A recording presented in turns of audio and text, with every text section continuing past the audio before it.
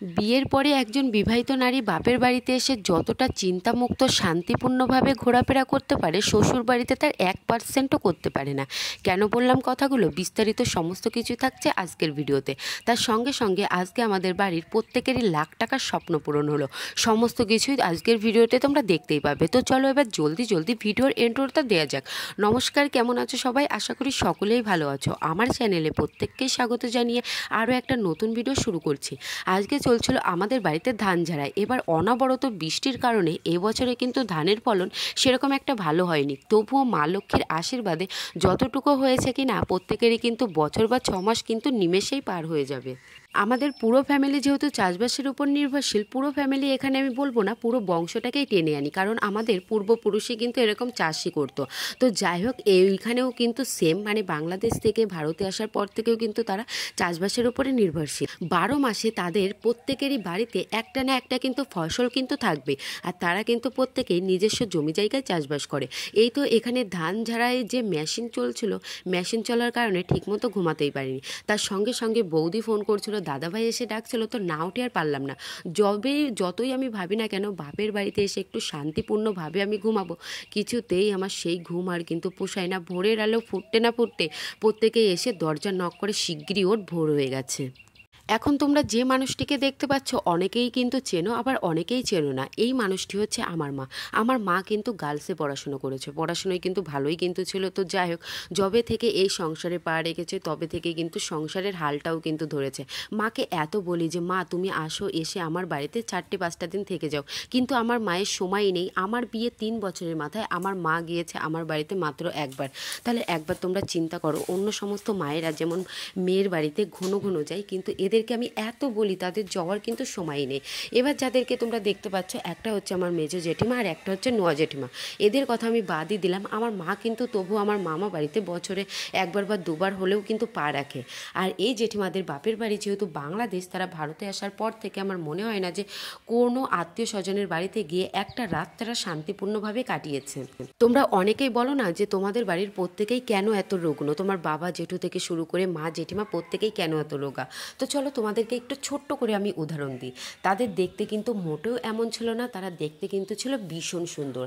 কিন্তু এই সংসারে তারা যবে থেকে পা রেখেছে, আমার ঠাকুমাকে দেখে এসেছে সংসারটা কিভাবে ম্যানেজ করতে। আর যেহেতু আমাদের যৌথ ফ্যামিলি ছিল, তাই প্রত্যেকেই কিন্তু সংসারের এসে হাল ধরেছে। তারপর থেকেই কিন্তু তারা এতটা পরিশ্রম করে করে তাদের শরীরটা এমন হয়ে গেছে, রোদ্দুরে পুড়ে তাদের গায়ের যে চামড়া সেটা কিন্তু তামাটে কালার হয়ে গেছে। তো চলো, অনেক কথাই তো বললাম, এবার রান্নার প্রসেসে যাওয়া যাক। আজকে বৌদিদের বাড়িতে নেমন্তন্ন ছিল, মাছ মাংস দুটোই কিন্তু এনেছে।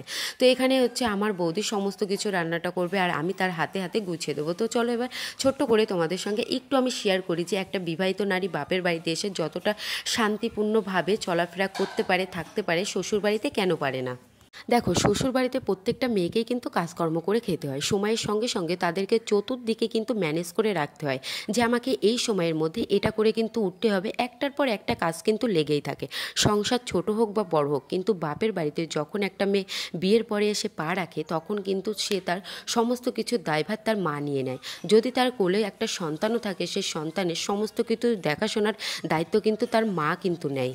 তোমাদেরকে আমি একটা কথাই বলবো, একটা সন্তানকে মায়ের চেয়ে ভালো কেউ বাঁচতে পারে না, কেউ চিনতে পারে না। কথাই রয়েছে, মায়ের বিকল্প কোনো শব্দই কিন্তু হয় না। দেখো, তোমরা যারা আমার রেগুলার ভিডিও দেখো তারা তো অবশ্যই জানো, এখন যদি আমি আমার শ্বশুর বাড়িতে থাকতাম, তাহলে কিন্তু আমার মাথায় চিন্তা থাকতো যে এটার পর আমাকে এই কাজটা করে নিতেই হবে। তো কাজকর্মের কোনো কিন্তু শেষ নেই। কিন্তু বাপের বাড়িতে এসে দেখো আমি কতটা শান্তিপূর্ণ, কতটা রিল্যাক্সে চলাফেরা বা ঘোরাফেরা করতে পারছি। অবশ্যই এখানে কিছুদিন থাকার পরে আমি শ্বশুর বাড়িতে যাব, সেখানে গিয়ে আবার নিজের ব্যস্ততা বা ডেলি যে রুটিনটা, সেই রুটিনে কিন্তু ফিরে আসবো। এদিকে আমার বৌদি ভাইয়ের মাছের তরকারি রান্না করা হয়ে গেছে, ওল আর আলু দিয়ে। তার মধ্যে আজকে এসেছে আবার দিদি আর জামাইবাবু। জামাইবাবুদের যেহেতু এই মাঠে ধান রয়েছে, তাই একেবারে আমাদের বাড়ি থেকে ঝেড়ে পুঁচে নিয়ে তারপরেই কিন্তু যাবে। আর দিদির এসেছে প্রচণ্ড পরিমাণে জ্বর, তাই আজকে আর দিদিকে আমি আমার ভিডিওতে নিয়ে আসতে পারলাম না, কারণ ওর শরীরটা রয়েছে ভীষণ খারাপ। তো এখানে হচ্ছে আমার বৌদির মাছটা রান্না করা কমপ্লিট হয়ে গেছে, তার মধ্যে মাংসটাও কিন্তু রাঁধছে। একদিকে বৌদিও রান্না করছে আর অন্যদিকে আমু। মানে বৌদির সঙ্গে এতটা ফ্রি মাইন্ড, মানে একটা বান্ধবীর সঙ্গে যতটা মানে ফ্রি মাইন্ডে কথা বলি, আমার বৌদিও কিন্তু সেম। আমার বৌদি আর বান্ধবীদের মধ্যে কিন্তু কোনো তফাৎ নেই, মানে যত কিছুই হোক না কেন সমস্ত কিছু তার সঙ্গেই কিন্তু শেয়ার করা হয়। আর এদিকে দেখো খাওয়া দাওয়া করে চান করার পরে এমন একটা ঘুম দিয়েছি, ঘুম দিয়ে উঠতে উঠতে সন্ধ্যা হয়ে গেছে। আর এদিকে হচ্ছে আমার কাকা ঘাস কাটা মেশিন হচ্ছে ঘাস কাটছিল, তো যাই হোক যেহেতু অনেকগুলো গরু রয়েছে তাই এরকম ঘাস কাটা মেশিনে কিন্তু ঘাস কাটা হয়। তাদের অসুবিধা হয় তারাও কিন্তু এসে এই ঘাস কাটার মেশিন থেকে ঘাস কেটে নিয়ে যায়। তো চলো এবার রয়েছে রাতের বেলা একটা দারুণ একটা খাওয়া দাওয়া। তো চলো আজকেও ছিল রাতের বেলা বৌদিদের বাড়িতেই খাওয়া দাওয়া, তার মধ্যে আজকে ছিল কাকাকে নেমন্তন্ন করেছিল। মানে বাড়িতে একটা কিছু হলে না আমরা প্রত্যেককে বলে, এই জিনিসটা আমার খুবই ভালো লাগে, মানে একসঙ্গে প্রত্যেকেই, সেটা একটা খাওয়া দাওয়া হোক বা অনেকগুলোই, একসঙ্গে বসে খাওয়া দাওয়ার মজাটাই কিন্তু আলাদা। বৌদি ভাই আজকে বানাবে ডালপুরি, বললো যে চল আজকে তোদেরকে ডালপুরি বানিয়ে খাওয়াই। আমি বললাম ঠিক আছে চলো। মটরশুঁটির কচুরি খেয়েছি, ডালপুরিও খেয়েছি, দোকানের, বাড়িতে কখনো বানিয়ে খাওয়া হয়নি। তাই বৌদি এখানে বলল যে চল আমি ডালটা সিদ্ধ করে নিয়ে আসি, তার মধ্যে তুই ময়দাটা মাখিয়ে দে। তো এখানে আমি ময়দাটা মাখিয়ে দিলাম, ডালটাও বেশ জিরের গুঁড়ো লবণ হলুদ সুন্দর করে দিয়ে মাখিয়ে দিলাম।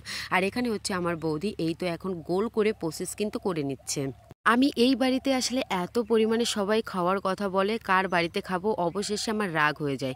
গতকালই বড়মাদের বাড়িতে খাওয়ার কথা ছিল, সেখানে ছিল হচ্ছে পুরোহিত এসে রান্না বান্না করেছিল, সেখানে আমাকে অনেকবার করে খাওয়ার কথা বলেছে, কিন্তু আমি সেখানে যাইনি।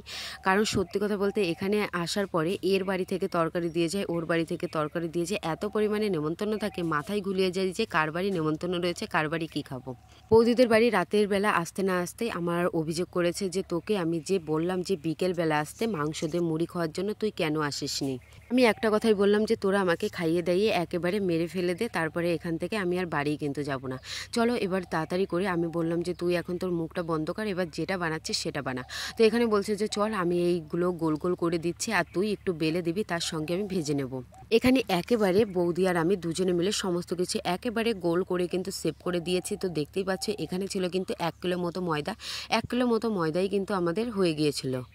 আজকে আমাদের বাড়িতে রাতের বেলা নতুন একটা অতিথি আসবে, সেই অতিথি আসতে এত টাকা খরচা করা হয়েছে, তার পাশাপাশি অনেক দূর গিয়ে কিন্তু সেই অতিথিকে আজকে আনানো হবে। তাই বৌদিকে বললাম যে তুই তাড়াতাড়ি রান্না কর, খেয়ে দিয়ে তাড়াতাড়ি করে রাস্তায় যাব, যে কখন গাড়ি আসবে আর কখন দেখব। তো এই তো বৌদিভাই বলছে তা তুই একটু ধৈর্য ধর, তাড়াতাড়ি করেই তো বানাচ্ছি। আর অন্যদিকে এখানে মানে এই ডালপুরি ভাজতে না ভাজতে আমার ভাই এসে লাইন দিয়ে দাঁড়িয়ে রয়েছে, কখন একটা হবে, কখন বৌদিভাই দেবে আর কখনও খাবে। তো চলো অন্যদিকে প্রত্যেকেই চলে এসেছে। আমি বৌদি ভাইকে বললাম যে তুই তাড়াতাড়ি এখান থেকে উঠে যা আর জেঠিমাকে ডাক দে, জেঠিমা এসে ভাজুক, তার সঙ্গে সঙ্গে আমি বেলে দিই। এখানে গরম গরম ভাজা হচ্ছিলো, তার সঙ্গে সঙ্গে 2 দাদা কাকা ভাই প্রত্যেকেই কিন্তু একসঙ্গে খাওয়া দাওয়া করছিল। এই যে অবশেষে কিন্তু আমাদের বাড়িতে নতুন অতিথি কিন্তু চলে আসলো। এই অতিথিকে আনতে সেই ভোরবেলা কিন্তু জেঠু বেরিয়েছিল, সেই ভোর 3টে 2:30 নাগাদ। সেই ভোর 3টে 2:30 নাগাদ বেরিয়ে এখন রাতের বেলা অবশেষে বাড়িতে আসলো। প্রত্যেকেরই অনেক দিনের স্বপ্ন ছিল যে ঝাড়খণ্ড থেকে একটা গরু আনবে। আর এই গরুর দামের প্রাইসটা শুনে সত্যি কথা বলতে আমি একেবারে আকাশ থেকে নিচে পড়ে গেছি। বাপরে বাপ, এত পরিমাণে দাম। আর এই গরু ছিল নাকি হাটের সব থেকে বড় গরু। তো যাই হোক অনেক দিনের স্বপ্ন প্রত্যেকেরই পূরণ হয়েছে, ঝাড়খণ্ডের গরু এই তো দেখতেই পেলাম। তারপরে এখানে গরু আনার সঙ্গে সঙ্গে জেঠিমা ধান দুব্য দিয়ে তাকে একটু পুজো করে নিল। আর অন্যদিকে এই গরু আনার সঙ্গে সঙ্গে আমাদের বাড়িতে যে সমস্ত গরু রয়েছে তাদের মনটা খারাপ হয়ে গেছে।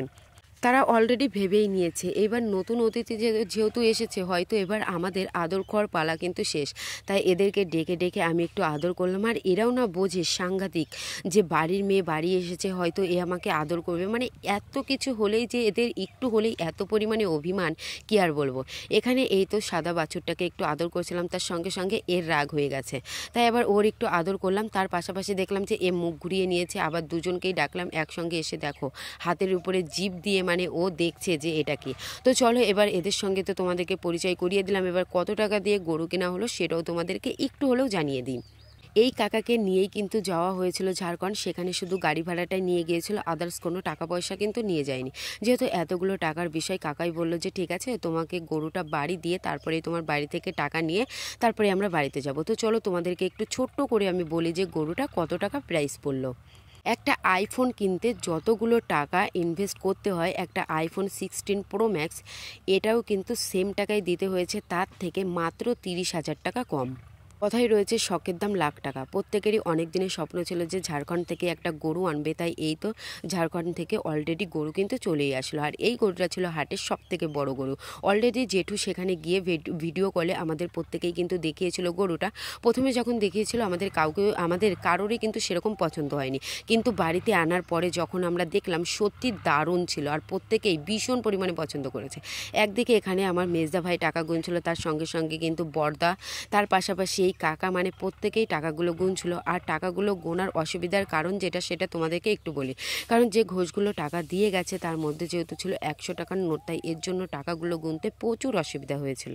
আর যে নতুন অতিথিকে আনা হয়েছে সেই অতিথিকে আনতে না আনতেই তার পরের দিনে দিয়ে দিয়েছে একটা বাচ্চা। তাহলে দেখো কি আর করা যায়, মানে একটার সঙ্গে আর একটা ফ্রি হয়ে গেছে। আর আমাদের বাড়ির প্রত্যেকেই কিন্তু গরুকে প্রচুর পরিমাণে যত্ন করে, মানে তারা নিজেরা যতটা পরিষ্কার পরিচ্ছন্ন হয়ে না থাকে গরু ছাগল মুরগিদের পিছনে ততটা কিন্তু সময় দেয়।